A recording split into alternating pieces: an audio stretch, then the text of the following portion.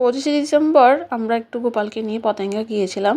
মূলত আমাদের ইচ্ছে ছিল একটু বাটারফ্লাই পার্কে যাব, যদিও বা 4:30 বেজে গিয়েছে, তার জন্য আর বাটারফ্লাই পার্কে যাওয়া হলো না। কারণ ওখানে যে রাইডগুলো আছে ওগুলো 4টার পরে সচরাচর বন্ধ হয়ে যায়, যার জন্য ওখানে গিয়ে আর লাভ হবে না, তার জন্য আর গেলাম না। ওখানে এত মানুষের ভিড় ছিল, সেই ভিড় এড়াতে আমরা চিন্তা করলাম একটু নেবালে গিয়ে বসি, হয়তো ওখানে মানুষ কম হবে।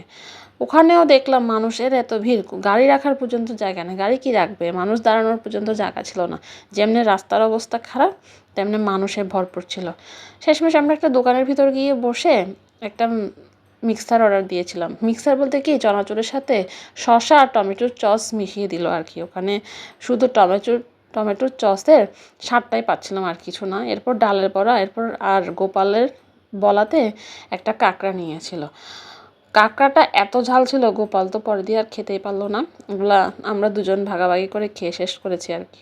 স্বাদ ছিল শুধু ডালের বড়াটা খেয়েই যা ভালো লাগলো, আর কিছুই তেমন একটা ভালো লাগলো না।